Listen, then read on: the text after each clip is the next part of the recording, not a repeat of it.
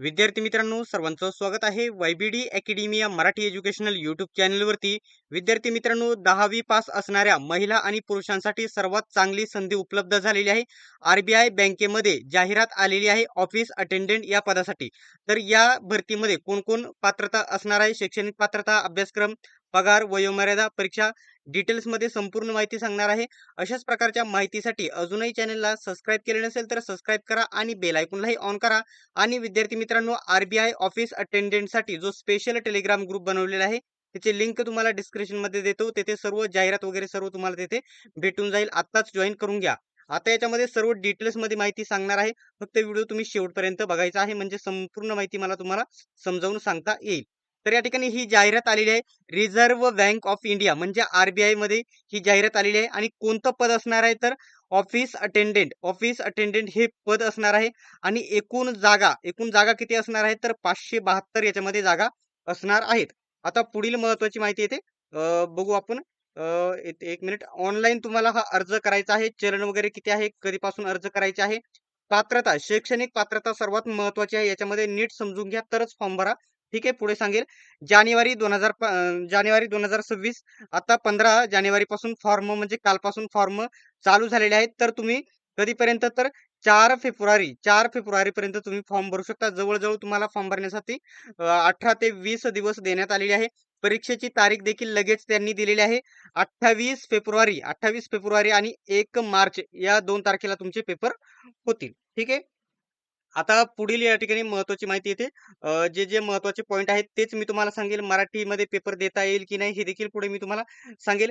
त्याच्या अगोदर सर्वात महत्वाचं या जाहिरातीमध्ये असतात त्या जागा तुम्ही इथे नीट समजून घ्या. त्यानंतरच तुम्ही फॉर्म भरणे गरजेचं आहे. ठीक आहे. आता हे जर बघितलं तर वेगवेगळे हे आरबीआयचे ऑफिस आहेत. सर्व हे वेगवेगळे आरबीआयचे ऑफिस आहेत. त्यांच्यामध्ये ऑफिस अटेंडंट म्हणजे कार्यालयीन सहाय्यक या ही पदभरती केली जात आहे. 572 एकूण किती जागा आहेत तर इथे बघितलं तर 572 जागा आहेत. आणि त्याच्यापैकी आपला ऑफिस कोणता आहे आपल्या महाराष्ट्रामधील तर मुंबईला तुम्ही फॉर्म भरू शकता. कारण आपल्याकडे ज्या ठिकाणी आपण फॉर्म भरतो त्या ठिकाणचं डोमिसाईल सर्टिफिकेट आपल्याकडे असणे गरजेचं असतं. त्याच्यामुळे तुम्ही मुंबईला आपल्याला महाराष्ट्राच्या विद्यार्थ्यांना फॉर्म भरता येईल. आणि मुंबईसाठी जर विचारात जागा घेतल्या तर 33 जागा आहेत. किती? 33 जागा याच्यापैकी या मुंबईला आहेत. परंतु मग आता इथं जर विचार केला तर एससी कॅटेगरीला इथं कोणत्याही प्रकारची इथे जागा नाही. एससी कॅटेगरीचे उमेदवार इथे जनरल मधून फॉर्म भरू शकतात. ठीक आहे. त्याच्यानंतर एसटी कॅटेगरीला बघू शकता एकूण 11 जागा आहेत आणि 2 या जागा बॅकलॉगला असणार आहे. वेटिंगला वगैरे ते असतील त्यांना नंतर घेतली जाईल. ठीक आहे. त्याच्यानंतर ओबीसीला देखील येथे कोणत्याही प्रकारच्या जागा नाहीत. ओबीसीला जागा नाहीत.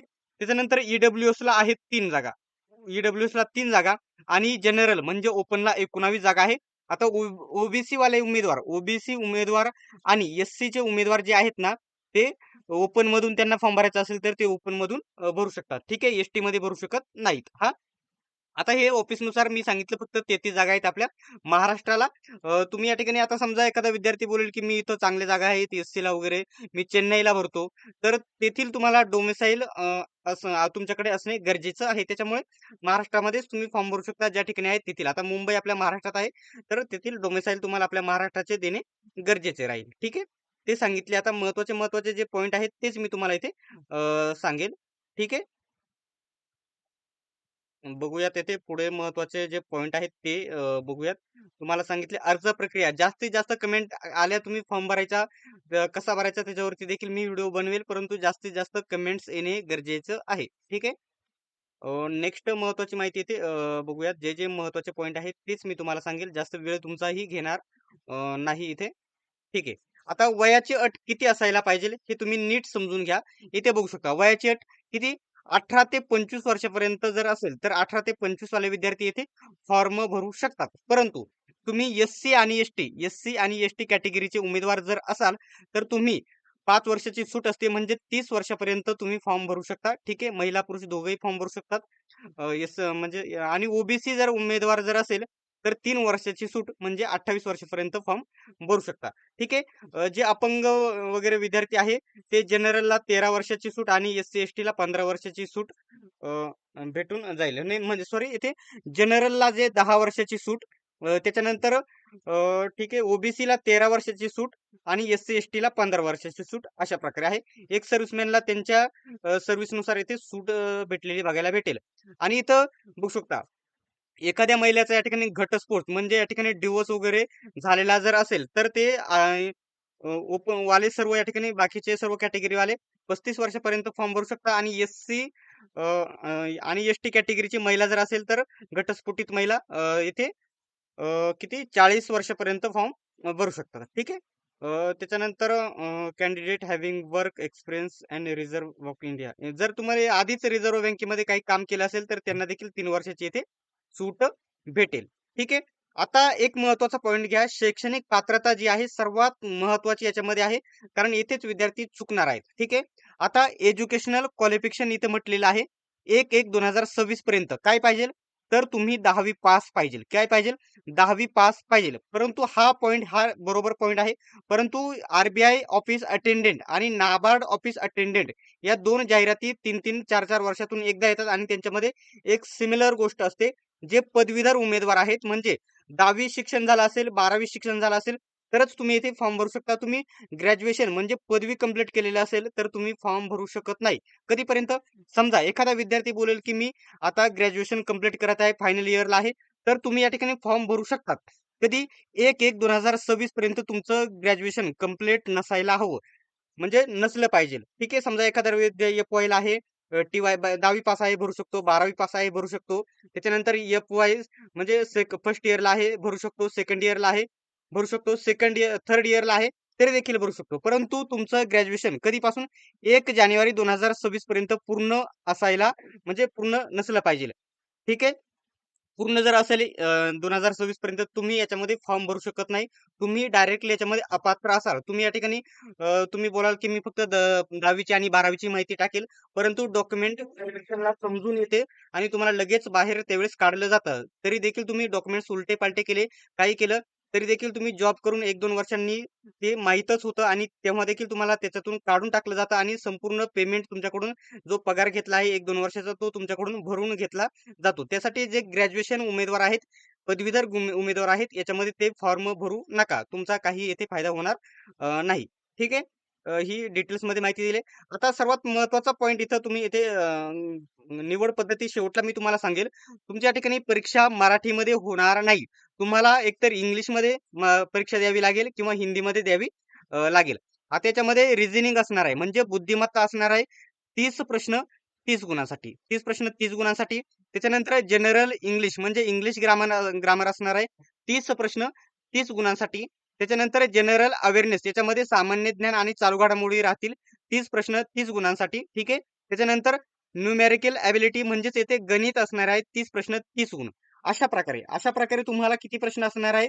120 प्रश्न असणार आहेत 120 गुणांसाठी आणि हे 120 प्रश्न सोडविण्यासाठी 90 मिनिटाचा वेळ दिलेला आहे आणि याच्यामध्ये निगेटिव्ह मार्किंग असते का? तर येथे निगेटिव्ह मार्किंग आहे. निगेटिव्ह मार्किंग किती असते? 1/4 ची निगेटिव्ह मार्किंग असते. तुम्हाला मराठीमध्ये पेपर देता येणार नाही. हिंदी आणि इंग्लिशमध्येच तुम्हाला पेपर द्यावा लागणार आहे. तर निवड पद्धती कशाप्रकारे मी तुम्हाला सांगतो. सर्वात पहिल्यांदा तुमची 120 मार्काची परीक्षा होईल. त्याच्यानंतर कट ऑफ लागेल. कट ऑफ लागल्याच्या नंतर तुम्हाला या ठिकाणी एल-पी-टी द्यावी लागेल. एल-पी-टी म्हणजे लँग्वेज प्रोफिशियन्सी टेस्ट. म्हणजे तुम्हाला आता महाराष्ट्रामधून आपण फॉर्म भरत आहोत, तर आपल्याला मराठी भाषा भाषा लिहिता, वाचता आणि बोलता येणे गरजेचे आहे. तरच ही एल-पी-टी पास होते. ते पास झाल्याच्या नंतर तुम्हाला या ठिकाणी फायनल निवड दिली जाते. ठीक आहे. हे समजलं असेल तर पुढे मी तुम्हाला सांगतो. ठीक आहे. लोकल लँग्वेज एल-पी-टी इथं बघू शकता दिलेलं आहे. आता पुढे या ठिकाणी महत्त्वाची माहिती आहे. तीच मी सांगेल.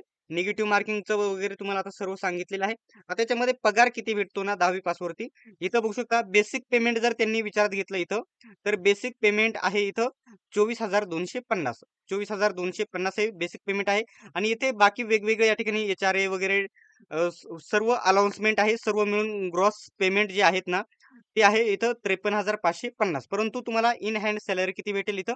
₹46,029 एवढे सॅलरी भेटेल. त्याच्यानंतर हाऊस रेंट अलाउन्स 15% तुम्हाला याच्यामध्ये अजून भेटेल आणि अजून देखील ॲडिशनल बघू शकता. ॲडिशनल अनाउन्समेंट जे आर कडून स्पेशल असतात ते देखील तुम्हाला याच्यामध्ये दिले जात दिले जाईल. आता हे 15% अनाउन्समेंट कधी भेटेल? जेव्हा आर कडून तुम्हाला या ठिकाणी जे घर दिलं जाईल, त्याच्यामध्ये जर तुम्ही राहिले नाहीत, तुम्ही वेगळी रूम घेऊन राहिलेत, तर तुम्हाला या ठिकाणी हे 15% अनाउन्समेंट भेटेल, अन्यथा हे भेटणार नाही. ठीक आहे. बाकी अदर आर-बी-आयची फॅसिलिटी वगैरे तुम्हाला सर्व भेटतील. इथं बघू शकता वेगवेगळे दिलेले आहे. लाईफ इन्शुरन्स वगैरे, मेडिकल फॅसिलिटीज वगैरे सर्व येथे तुम्हाला दिले जाईल. आता इथं जर बघितलं ना ठीक आहे, महत्त्वाची माहिती झालेली आहे. पुढे या ठिकाणी मी तुम्हाला सांगतो फी किती आहे. तर बघू शकता एस-सी, एस-टी, पी-डब्ल्यू-डी म्हणजे अपंग वगैरे, सर्व्हिसमॅन वगैरे, एस-सी, एस-टी वगैरे सर्व उमेदवार आहेत. त्यांना ₹50 ची चलन असणार आहे आणि याच्यामध्ये 18% जी असणार आहे. म्हणजे ₹30-40 अजून फक्त याच्यामध्ये वाढव जाईल एस-सी, एस-टी उमेदवार.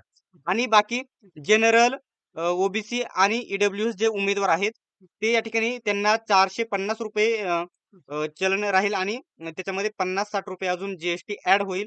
ठीक आहे. म्हणजे जवळ-जवळ ₹500 चलन असणार आहे अदर कॅटेगरीच्या आणि ठीक आहे आणि जे आधी स्टाफ मेंबर आहेत त्यांना नील कोणत्याही प्रकारची फी येथे असणार नाही. ठीक आहे. महत्त्वाचे जे पॉइंट राहिले असतील तर ते कव्हर करतो. ठीक आहे. जवळ-जवळ याच्यामध्ये सर्व महत्त्वाची माहिती होती मी सांगितलेली आहे. तुम्हाला संपूर्ण जी जाहिरात आहे आपल्या वाय-बी-डी अकॅडमी या टेलिग्राम ग्रुपवरती बघायला भेटेल आणि इतर सर्व माहिती तेथे देखील बघायला भेटेल. हॉल तिकीट कधी येतील, परीक्षा कधी आहे, सर्व अपडेट तेथेच तुम्हाला बघायला भेटतील. ठीक आहे. तर विद्यार्थी मित्रांनो, आजचा हा व्हिडिओ तुम्हाला कसा वाटला कमेंट बॉक्समध्ये नक्की सांगा आणि अशाच प्रकारच्या माहितीसाठी, अपडेटसाठी अजूनही चॅनलला सबस्क्राईब केले नसेल, तर सबस्क्राईब करा आणि बेल आयकॉनलाही ऑन करा. सर्वांनी व्हिडिओ शेवटपर्यंत बघितल्याबद्दल धन्यवाद. भेटूयात आपण नेक्स्ट व्हिडिओमध्ये.